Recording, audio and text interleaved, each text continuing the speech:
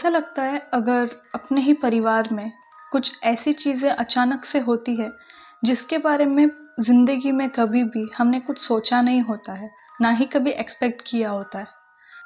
आज की ये जो स्टोरी है कुछ ऐसी ही है और ये हमें भेजी है मिलन ने। Milan, thanks for sharing this story with us. And ये मिलन के रिलेटिव्स में से काफ़ी नज़दीकी जो रिलेशन में थे उनके साथ ये रियल इंसिडेंट हुआ था। तो ये जो हादसा है वो मिलन के फूफा जी और बुआ जी के साथ हुआ था। वो दोनों एक काफ़ी अच्छे वेल सेटल फैमिली से थे एंड काफ़ी अच्छे सिटी में रहते थे। मुझे एक्चुअली सिटी का नाम सीक्रेट रखने के लिए रिक्वेस्ट किया गया है, सो वो मैं मेंशन नहीं कर सकती। तो अभी मिलन के जो फूफा जी और बुआ जी हैं उनके 4 बच्चे थे। 3 सबसे बड़ी बेटियां थी और सबसे लास्ट में उनका बेटा। तो अब होता ये है कि मिलन के जो फूफा जी है वो एक स्कूल में टीचर होते हैं। तो इनकी फैमिली जो है काफ़ी खुशहाल थी। बहुत टाइम से इनके घर में कोई रेनोवेशन का काम नहीं हुआ था। तो इन्होंने प्लान किया कि घर को एक बार रेनोवेट कर लेते हैं कि त्योहार आ रहा है तो काफ़ी अच्छे से और खुशी से सेलिब्रेट करेंगे। रेनोवेशन का काम जो है वो काफ़ी दिनों के लिए चलने वाला था क्योंकि इनका जो घर है वो बहुत बड़ा था। तो तब तक के लिए इन लोगों को रेंट पे एक रूम की ज़रूरत थी, एक फ्लैट की। अभी मिलन के जो बुआ जी हैं उनके सगे भाई उनके नज़दीक में ही रहते थे और उनके घर के ऑपोजिट में ही एक फ्लैट था, वो बहुत टाइम से खाली पड़ा हुआ था।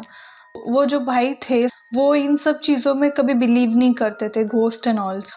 तो जैसे ही उनको पता चला कि उनकी दीदी कोई फ्लैट देख रहे हैं 2-3 महीने के लिए रेंट पे, तो उन्होंने वो फ्लैट सजेस्ट कर दिया एंड ये लोग वहाँ पे शिफ्ट हो गए। अब ये इतने दिनों से वहाँ पे रह रहे थे बट इन्होंने एक बार भी ये जानने की कोशिश नहीं की अपने सेक्रेटरी के पास जाके कि उनके सामने वाला फ्लैट जो है वो इतने टाइम से खाली क्यों है। तो डायरेक्टली जब ये शिफ्ट हो गए वहाँ पे सब कुछ नॉर्मल चल रहा था बट इन लोगों को एक अनईजीनेस फील हो रहा था। अभी सपोज हम एक न्यू घर में जा रहे हैं, घर काफ़ी अच्छा है, वेल मेंटेन्ड है, वेल फर्निश्ड है। इतना सब कुछ होने के बाद भी जैसे ही ये लोग उस घर में एंटर करते हैं इनको एक अनईजीनेस फील होता है। ऐसा पॉजिटिव वाइब्स इनको आ ही नहीं रहा था कि यहाँ पे हम रह सकते हैं या फिर बहुत अच्छा माहौल है, बट स्टिल इनके पास कोई ऑप्शन नहीं था। तो देखते ही देखते 2 महीने हो चुके थे और इन 2 महीनों के बीच में इनके साथ कुछ ऐसा हो रहा था कि ये लोग सो रहे हैं तो इनको ऐसा लगता था कि कोई कॉन्स्टेंटली घूर रहा है उनको बैठ के एंड कोई चल रहा है उनके पीछे पीछे जहाँ पे भी ये लोग जा रहे हैं। एंड स्पेशली नाइट के टाइम पे इनको ऐसा लगता था कोई इनका हाथ पकड़ के खींच रहा है। बहुत सी ऐसी चीज़ें हो रही थी बट इन लोगों को ऐसा लग रहा था कि न्यू रूम में शिफ्ट हुए हैं तो मे बी इन लोगों को वहाँ पे आदत नहीं है, तो टाइम लगेगा एडजस्ट होने के लिए। तो ये सब सोच के वो इग्नोर किए। 2 महीने क्रॉस हुए।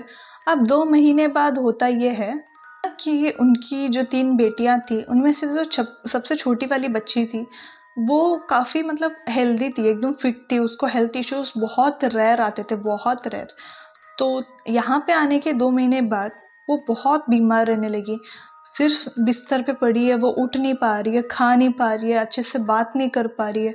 तो इतने हेल्थ इश्यूज एकदम से उसको अचानक से होने लगे बट स्टिल उनकी फैमिली इतना ज़्यादा सीरियस नहीं लिया। पता नहीं क्यों उनके माइंड में ये सारी चीज़ें नहीं आई कि एक बार चेक करवाते हैं, क्योंकि डॉक्टर मेडिसिन दे रहे हैं, मेडिसिन का कुछ यूज़ नहीं हो रहा है उसके ऊपर। इतना सब होने के बाद भी वो सिर्फ उसको मेडिसिन दे रहे हैं, रेस्ट करवा रहे हैं। बट अब अचानक क्या होता है, एक दिन बुआ जी के जो भाई थे उनके सामने ही रहते थे तो उनकी फैमिली एंड मिलन के बुआ की जो फैमिली थी ये लोग साथ में डिनर करने का प्लान करते हैं। तो पूरी फैमिली साथ में बैठी है।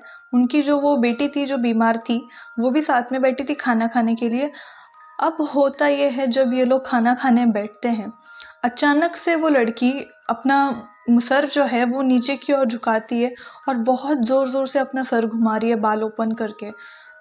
तो पहले तो उनके जो मतलब मामा लगते हैं उस लड़की के, तो उनको लगा कि ये तो वैसे ही मस्तीखोर है, पहले से शैतानी करती है तो अभी भी मजाक कर रही होगी। तो उन्होंने 2-3 बार इग्नोर किया। अचानक से वो जो अपना सर घुमा रही थी वो एकदम से रोक देती है एंड ना रोने लगती है। अब वो लड़की जो है वो टीनेजर है पर अब जो वो रो रही है तो उसके रोने का आवाज़ ऐसा आ रहा है जैसे मिड एज वुमन, मतलब 40 या 50 के बीच के जो औरतें होती है वैसे रोने की आवाज़ आ रही है। तो अब ना मामा जी को बहुत गुस्सा आने लगा कि मजाक एक लिमिट तक ही अच्छी होती है, तो वो डांटने लगे बहुत ज़ोर ज़ोर से उसको। तो अब वो लड़की ने रोना तो बंद किया, पर जैसे ही उसने अपना फेस ऊपर उठाया और उन लोगों की तरफ देखी, लिटरली उन लोगों को विश्वास नहीं हो रहा था, क्योंकि उस लड़की की आंखों की जो पुतलियां होती है वो पूरी तरह से काली पड़ गई थी। तो पहले तो वो बहुत ज़्यादा डर गए। तो उसकी लड़की के सामने जो प्लेट पड़ा हुआ था, वो बीमार थी इतने दिनों से, वो कुछ नहीं खा रही थी। अचानक से वो लड़की अपने दोनों हाथ से इतने जल्दी जल्दी खाना खाने लगती है। आधा खाना उसके फेस के ऊपर, अपने कपड़ों के ऊपर, फर्श के ऊपर गिर रहा था, फिर भी वो इतनी जल्दी जल्दी खा रही थी और नॉर्मल बिहेव तो वो कर ही नहीं रही थी। और वो इतनी अजीब तरीके से बिहेव कर रही थी, सब लोग ये देख के बहुत ज़्यादा शॉक थे। और अचानक से उस लड़की ने वो प्लेट तो फेंक दिया नीचे, वो एकदम अजीब तरीके से अपने हाथ पैर मोड़ने लगी, फिर वो उल्टा चल रही थी दीवार के ऊपर।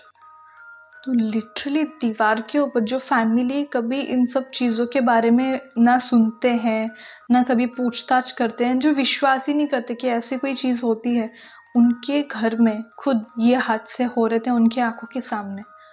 और जब वो लड़की दीवार पे उल्टा चढ़ रही थी, तो उसके मुंह से ना सिर्फ कंटिन्यूअसली यही बातें निकल रही थी कि तुम लोग ये घर छोड़ के चले जाओ, ये मेरा घर है, मैं यहाँ पे किसी को रहने नहीं दूंगी। तो ये लोग बहुत ज़्यादा परेशान हो जाते हैं।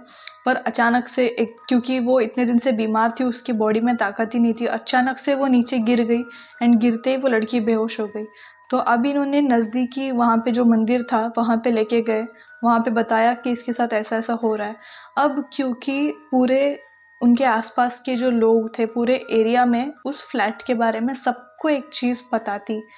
और वो बात ये थी कि उस फ्लैट की जो ओनर थी, वो जो लेडी थी, उसके हस्बैंड ने खुद उनको मार दिया था चाकू से, क्योंकि वो जो फ्लैट है या फिर वो उन लेडी का जो भी प्रॉपर्टी था वो अपने नाम पे करवाना चाहते थे। एक तो इतनी बेरहमी से उन्होंने अपनी वाइफ की जान ली, ऊपर से उनकी डेथ के बाद वो बच्ची कहाँ है, सेफ है या नहीं, या फिर उनके साथ है या नहीं, इन सब चीज़ों की वजह से वो जो लेडी की आत्मा थी उनको अभी तक मुक्ति नहीं मिली। And this is the only reason कि वो अभी तक उस फ्लैट में स्टक होके रह गए। एंड वो फ्लैट हॉन्टेड है, इस बारे में पूरे एरिया में सबको जानकारी थी। तो पंडित जी ने ये सारी चीज़ें इनको बताई एंड उसके बाद उनको सिर्फ इतना सजेस्ट किया कि वो रूम जो है वो अभी के अभी खाली करे, भले कितने दिन भी उनको रहना है रेंट पे कहीं और ले ले, अरेंज करके दे देंगे। तो पंडित जी ने खुद सजेस्ट किया, एक रूम नियर बाई में ही था, तो वहाँ पे ये लोग जाके शिफ्ट हो गए। पंडित जी ने एक मौली जो है उस लड़की के हाथ में भी बांध दिया, ताकि वापस से कोई और एंटिटी उस पर हावी ना हो, क्योंकि वो इस वक्त मेंटली एंड फिजिकली बहुत ज़्यादा वीक हो चुकी थी। भगवान की कृपा से वो लड़की तो सही हो गई एंड ये लोग वापस से अपने घर में शिफ्ट हो गए, रेनोवेशन का सारा काम खत्म हो गया एंड अब इस समय उनकी फैमिली बहुत अच्छी चल रही है। बहुत, ये थी स्टोरी जो मिलन ने हमें भेजी थी। एंड आपके पास भी अगर कोई स्टोरी है तो मैं यहाँ पे मेरा इंस्टा का आईडी जो है वो मेंशन कर रही हूँ, आप मुझे इंस्टा पे डीएम करके रख दीजिए।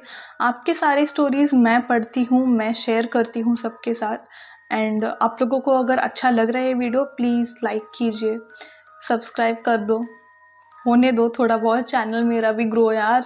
मैंने बोला था ना आप लोगों को, जिस दिन मेरे 1K सब्सक्राइबर्स कंप्लीट होंगे, हॉन्टेड प्लेसेस पे मैं विजिट करने वाली हूँ रात के टाइम पे। एंड ऑलमोस्ट सारे शेड्यूल बना के अभी से रख दिए, तो सब्सक्राइब द चैनल एंड अगर ये वीडियो पसंद आता है please share with your relatives and friends. Thanks for watching.